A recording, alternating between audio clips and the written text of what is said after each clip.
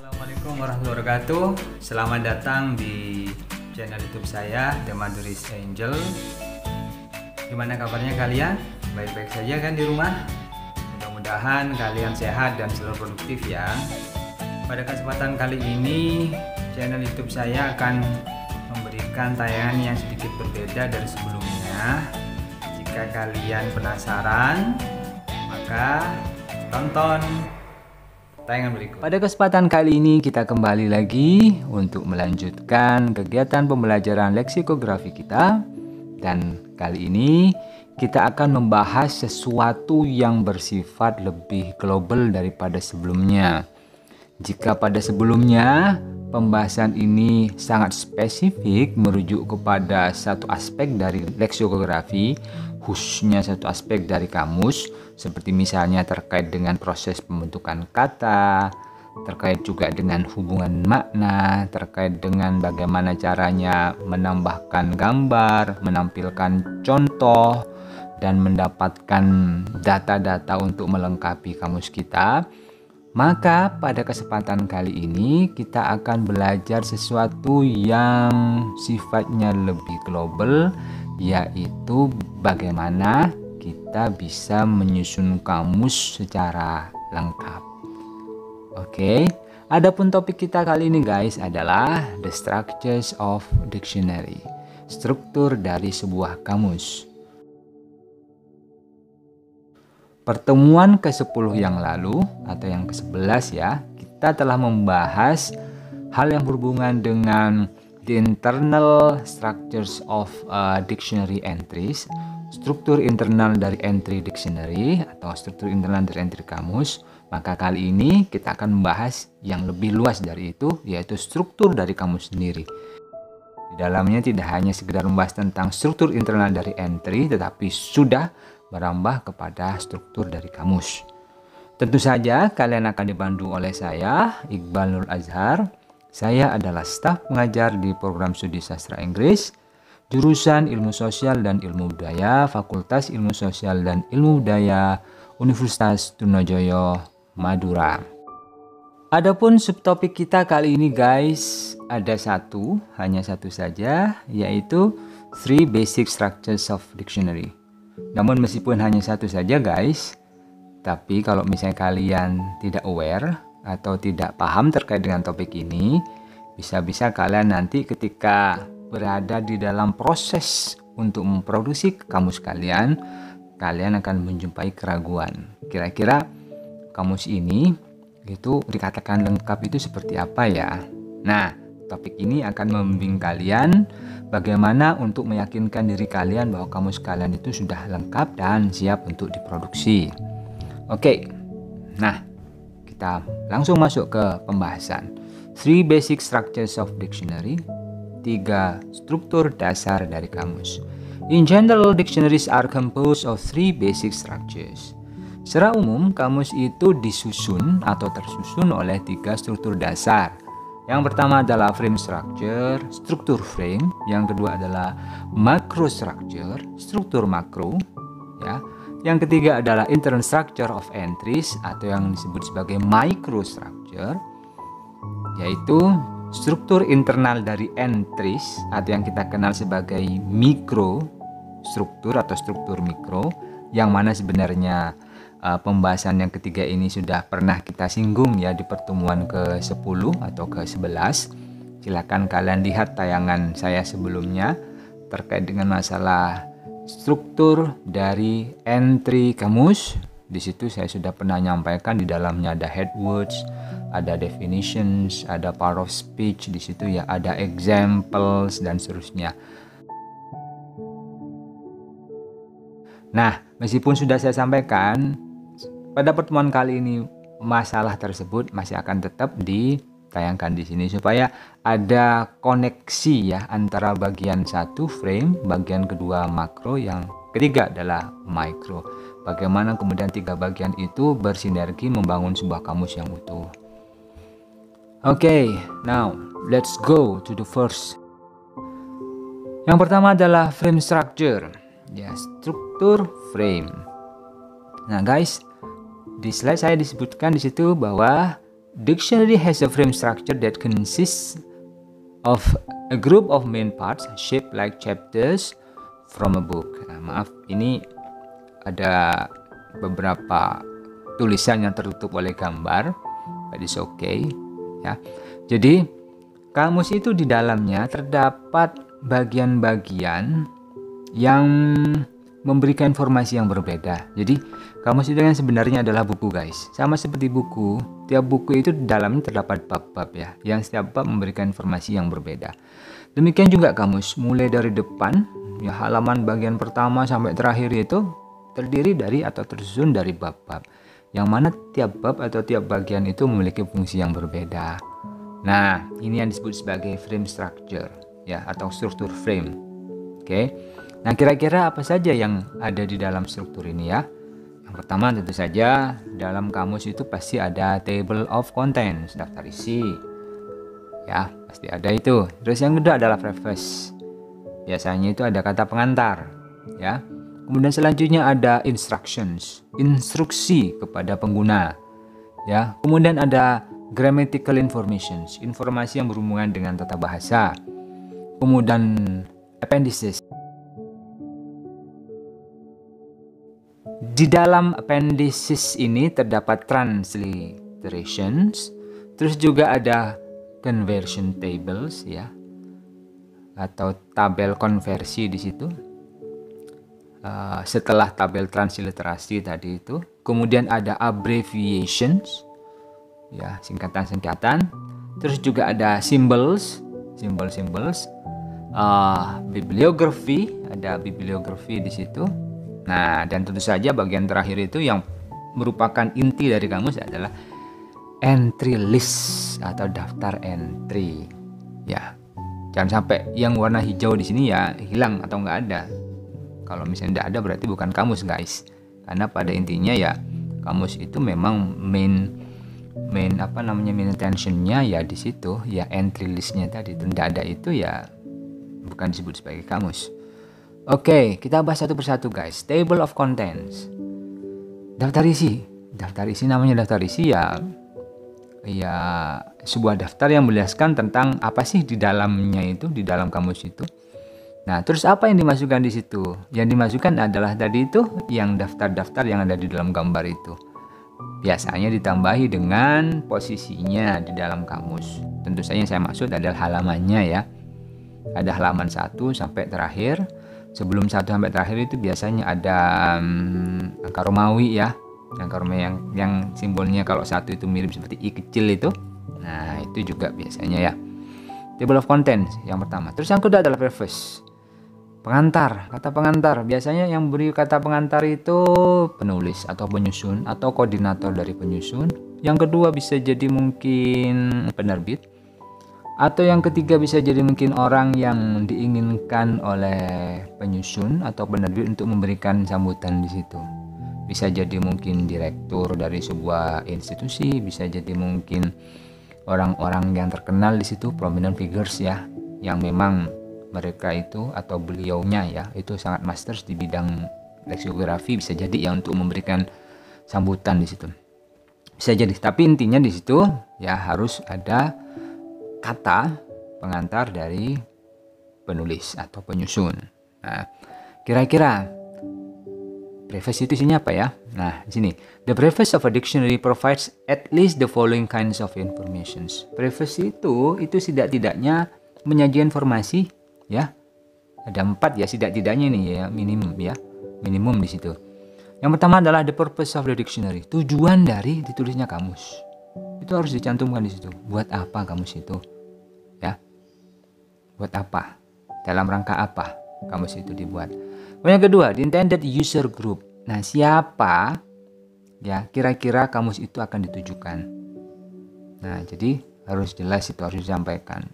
Tidak kemudian kamus ini pokoknya buat siapa saja lah, tapi ternyata kamusnya kamus spesifik. Nah, harus ada kejelasan. Jika kamusnya spesifik, maka otomatis ya orang-orang yang dituju juga harus disampaikan jelas bahwa oh ini kamus spesifik untuk ini. Kemudian the data that the dictionary is based on and the limitations following from it. Kemudian data dari kamus itu dari dari mana didapat, misalnya dari korpusnya apakah buat sendiri, apakah diambil dari yang lain. Bisa jadi mungkin dari informan, misalnya informannya itu kalau misalnya dianggap sebagai hal yang sifatnya itu credential ya, tidak boleh dibuka misalnya. Cuma dijelaskan secara umum saja. Informannya adalah sekian orang misalnya ya. Dan the limitation following from it ya. Dan tentu saja setiap sumber itu pasti ada kekurangannya atau ada batasannya ya. Itu juga biasanya disampaikan, harus jujur ya. Oh, batasannya adalah segini, kekurangannya mungkin, kekuatannya mungkin adalah seperti ini. Kemudian modifications of earlier editions. Nah, harus juga dijelaskan ya di preface itu kira-kira jika ini kamus kedua atau kamus ketiga, edisi kedua, edisi ketiga, atau penerbitan ketiga, bukan penerbitan yang pertama ya. Kalau penerbitan pertama tidak perlu ada ini ya. Tapi kalau penerbitan kedua, penerbitan ketiga, misalnya atau cetak kedua, cetak tiga, itu harus dijelaskan apa yang membedakan kamus yang sekarang dengan kamus edisi sebelumnya. Ya, oke, itu bagian preface. Kemudian ada instructions, bagian petunjuk. Nah, petunjuknya ini bisa untuk orang yang umum, dalam artian orang-orang kebanyakan ya, yang pengguna umum, atau yang kedua adalah orang-orang yang memang satu bidang dengan penulis ya. Misalnya penulis mau nyusun terkait dengan kamus kesehatan misalnya ya, maka di situ ada petunjuk bagaimana orang-orang kesehatan itu harus menggunakan kamus itu. Nah, karena apa? Karena itu tadi, kalau misalnya tidak ada petunjuk, bisa jadi mungkin para pengguna itu akan kesulitan ya untuk mencari informasi di situ. Oke. Nah, lihat, the user's guide deals with the following topics.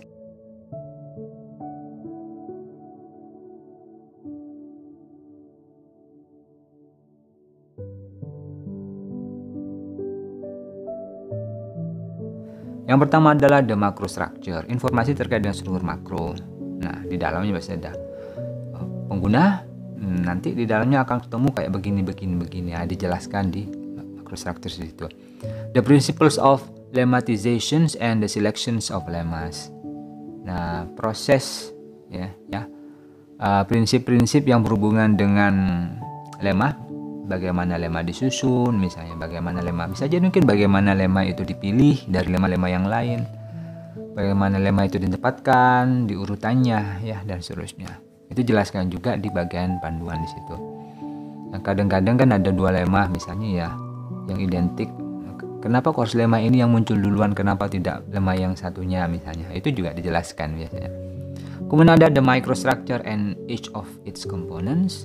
Struktur mikro dan komponen-komponennya itu juga dijelaskan di dalamnya supaya paham ya para pengguna itu. Kemudian hints for colleagues of the same specialty ya, explanations for laymen. Jadi petunjuk bagi kolega yang memiliki spesialisasi yang sama ya, seperti yang saya katakan tadi, atau penjelasan bagi orang-orang awam yang baru pertama kali menggunakan kamus itu. Jadi orang yang tidak punya pengalaman yang berhubungan dengan bidang itu, bagaimana caranya menggunakan itu supaya paham mereka itu. Bagian selanjutnya adalah grammatical information. Just as many grammars contain a glossary of the vocabulary of the language as an appendix, many dictionaries contain a grammar sketch as section. Ya. Jika dalam beberapa buku tata bahasa itu mencantumkan kosakata ya yang susah-susah itu dan ditempatkan dalam glosarium ya, bagian belakang ya, maka di dalam kamus itu juga sama menempatkan tata bahasa ya, menempatkan tata bahasa sebagai informasi tambahan kepada pengguna supaya apa? Supaya nanti mereka menjadi lebih paham terkait dengan entry di situ. Jadi tata bahasa itu meskipun bukan bagian yang paling penting di dalam kamus, tetapi tanpa adanya tata bahasa itu, kamus itu kurang menggigit gitu ya. Karena apa? Karena bisa jadi informasi justru malah dapat mendukung makna secara penuh ya. Meskipun kadang-kadang juga penampilan dari tata bahasa itu bagi beberapa orang yang memang hanya butuh tahu maknanya saja itu jadi tidak penting. Tapi bagi mereka yang memang benar-benar butuh, terutama orang-orang yang bersinggungan dengan ilmu tata bahasa misalnya ya, linguis misalnya, atau sosiolinguis misalnya, atau grammarians, maka informasi terkait dengan tata bahasa itu menjadi penting. Oke, itu yang pertama. Bagian pertama terkait dengan grammatical informations. Bagian kedua adalah the section on grammatical information may be an entire grammar in a nutshell, which is sometimes called as dictionary grammar. Ya, cuma saya gini guys, jangan berharap banyak bahwa informasi terkait dengan tata bahasa itu disajikan sepenuhnya di dalam kamus. Nah, sama seperti yang saya tulis di situ, misalnya informasi terkait grammar itu, terkait dengan tata bahasa itu hanyalah a nutshell ya, satu bagian yang kecil saja ya. Karena apa? Karena memang dictionary itu, kamus itu bukan buku tata bahasa. Jangan berharap kalian di situ akan melihat informasi terkait dengan conditional sentence misalnya, tidak. Paling-paling informasi terkait dengan grammar yang muncul di situ ya, apakah itu countable, apakah itu uncountable, apakah itu pasif misalnya, apakah itu aktif dan seterusnya. Hanya itu saja guys. Ya. Jadi itu bagian kecil saja ya dari kamus. Oke. Selanjutnya ya. Selanjutnya adalah appendices. Lampiran-lampiran ya guys ya. Kamus terkadang juga di dalamnya ada lampiran-lampiran ya. Kira-kira lampirannya itu isinya apa aja guys ya? Yang pertama adalah transliteration table. Ya. Tabel yang berhubungan dengan transliterasi di situ. Nah, di situ disebutkan di situ, in a plurilingual dictionary, a language may use a non-Latin script for a syllabic or alphabetic script. A transliteration table may be provided. Jadi begini, kadang dalam kamus yang di dalamnya terdapat dua bahasa, ya kan tidak semua bahasa itu menggunakan huruf Latin ya guys ya. Contoh misalnya bahasa Cina. Bahasa Cina itu mereka ditulis dengan menggunakan ya huruf Cina guys ya, yang mana hurufnya itu bukan huruf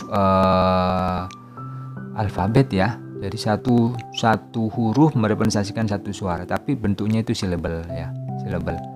Jadi satu huruf merepresentasikan dua suara atau tiga suara. Nah, karena tidak semua menggunakan alfabet, maka perlu ada informasi terkait dengan transliterasinya supaya orang menjadi paham. Oh, cara bacanya misalnya ya seperti ini ya. Oke, tahu misalnya tulisannya dalam bentuk bahasa originalnya ya, tetapi kalau misalnya kemudian dituliskan dalam bentuk huruf Latin seperti apa, nah, harus ada petunjuk terkait dengan itu.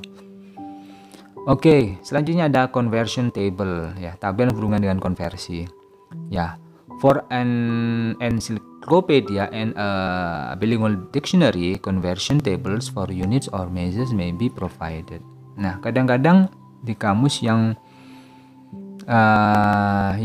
memiliki bentuk ensiklopedia ya, atau kamus bilingual, itu terdapat informasi yang berhubungan dengan konversi. Misalnya begini, kadang ya misalnya ya ada satu informasi terkait dengan ukuran ya, ukuran misalnya orang Amerika biasa menggunakan pound misalnya.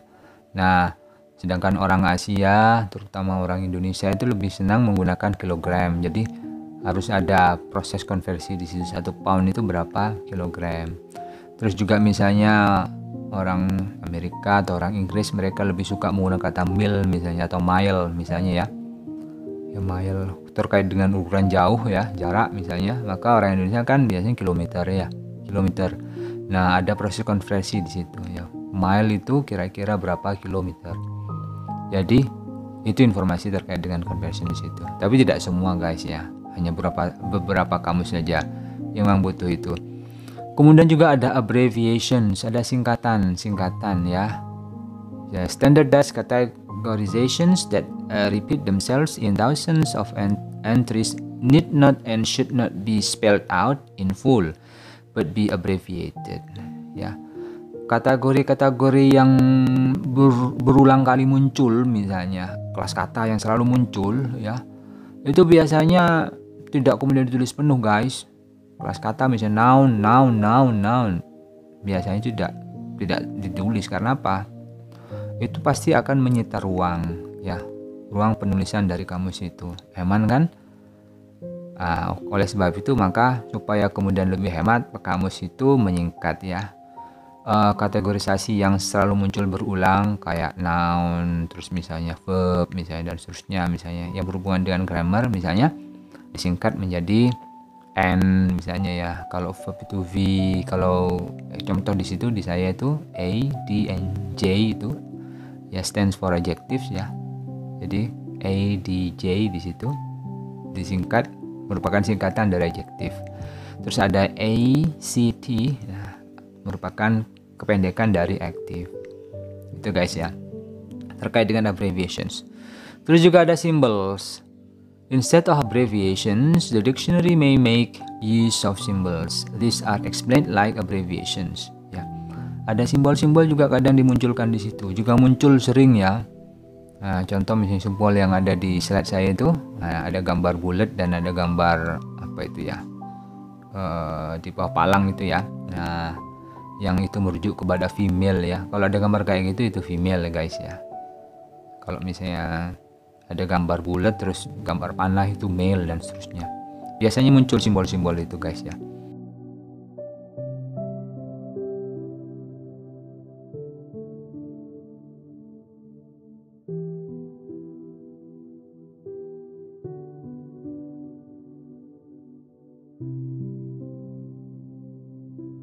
Selanjutnya adalah bibliografi ya.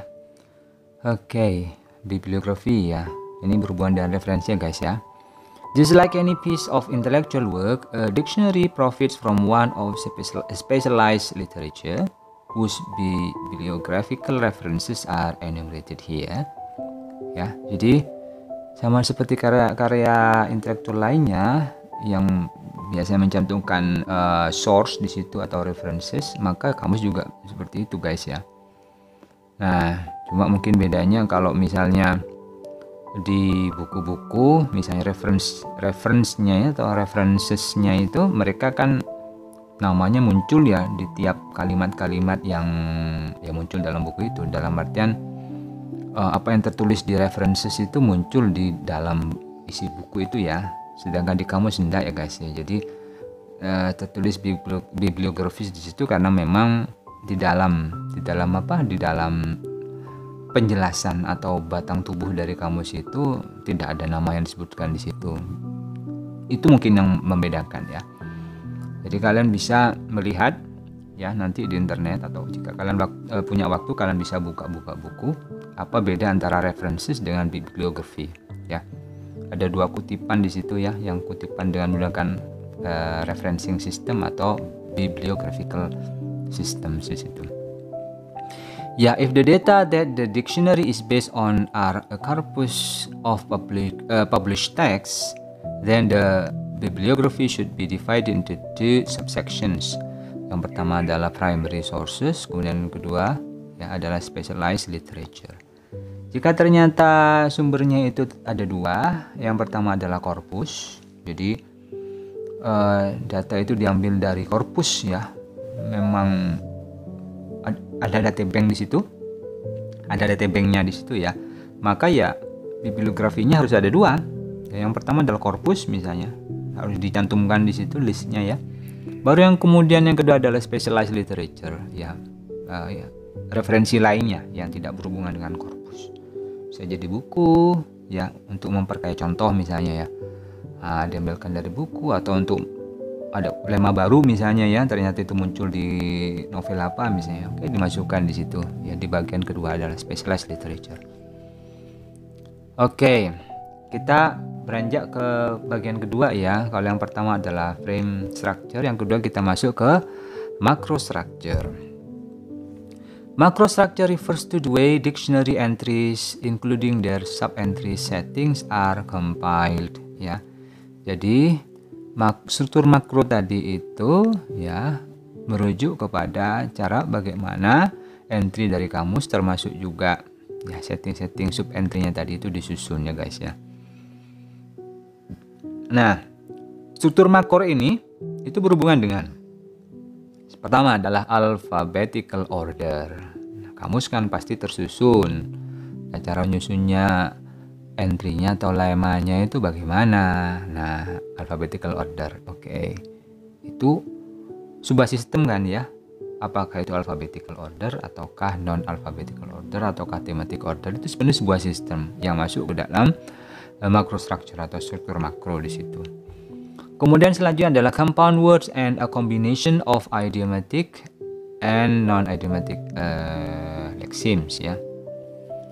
Jadi kata majemuk di situ atau kombinasi dari leksim yang sifatnya idiomatis atau non idiomatis itu juga muncul di situ, dan ini bagian dari struktur makro. Jadi kalau kita melihat ada dua kata yang ternyata itu idiomatis misalnya, terus itu disajikan secara sistematis, maka itu yang disebut sebagai struktur makro ya.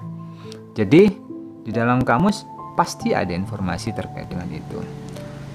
Kemudian selanjutnya ada typography ya, tipografi yang berhubungan dengan tata cara penulisan di situ. Ada style, ada size and arrangement of the letters in a piece of printings. Ukurannya, fontnya berapa misalnya, dipakai dengan menggunakan font apa misalnya, ditulis dengan apa misalnya. Nah, itu semua masuk dalam typography ya.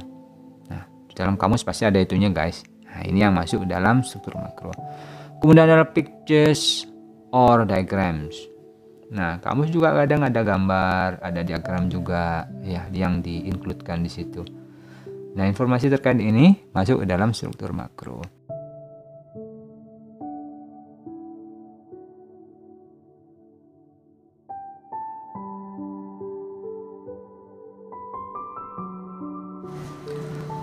Oke, bagian kelima dari macrostructure adalah the cross reference structure ya. Nah, apa itu cross reference structure ya? Jika disebutkan di slide saya, a cross referral network that allows lexicographers and dictionary users to find information that is scattered in various parts of the dictionary. Ya, yang dikatakan sebagai cross reference system tadi atau struktur dari cross reference atau struktur silang tadi ya, referensi silang tadi itu adalah sebuah sistem yang mana memang digunakan oleh pekamus untuk memberikan informasi tambahan kepada para pengguna ya, supaya mereka menjadi lebih paham. Nah, cuma masalahnya gini, kalau terlalu banyak cross reference system ini muncul di kamus, mengganggu banget. Tapi kalau tidak ada juga hampir mustahil ya, karena tiap kata dalam kamus itu, bukan tiap kata ya, beberapa kata itu memiliki keterikatan atau memiliki kesamaan makna ya. Misalnya ada kata apa ya, misalnya ada kata yang sinonim banget misalnya ya, sinonim banget atau alias misalnya ya, A alias B misalnya. A itu dijelaskan, sudah ada definisinya. B karena sudah ada definisi A, apakah masih perlu kemudian didefinisikan lagi? Kan tidak perlu. Nah, biasanya itu kemudian dikasih keterangan itu. Nah, untuk definisi ini silakan lihat pada di situ. Nah, kemudian sistem ini diklasifikasikan menjadi beberapa jenis. Yang pertama itu adalah yang mana referensinya itu dalam artian kata yang dirujuk itu berada di dalam satu entry ya, itu ada seperti itu ya. Kemudian juga ada yang rujukannya itu di entry yang lain ya. Ada juga rujukannya itu yang berhubungan dengan, misalnya ada satu kelas kata merujuk kepada satu kelas kata yang lain, ada satu kelas kata merujuk kepada kelas kata yang berbeda. Jadi informasi terkait dengan ini banyak sekali guys ya.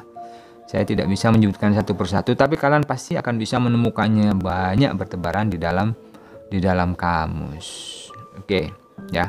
Jika kalian punya suatu ketika nanti punya minat yang kuat untuk meneliti kamus, kalian bisa mengambil topik ini, guys. Ya, misalnya gini, bagaimana penyusun kamus Oxford misalnya menggunakan cross reference system ini, misalnya sistemnya kayak bagaimana? Kalian nanti bisa menemukan pola yang tepat. Atau misalnya kalian ini ya, bikin topik terkait dengan sistem reference yang memudahkan sistem atau cross reference system yang memudahkan pengguna supaya lebih paham. Misalnya kalian bisa mengangkat topik itu untuk kalian jadikan sebagai sebuah artikel yang kalian kirim atau bisa kalian publikasikan di seminar atau forum ilmiah ya guys ya.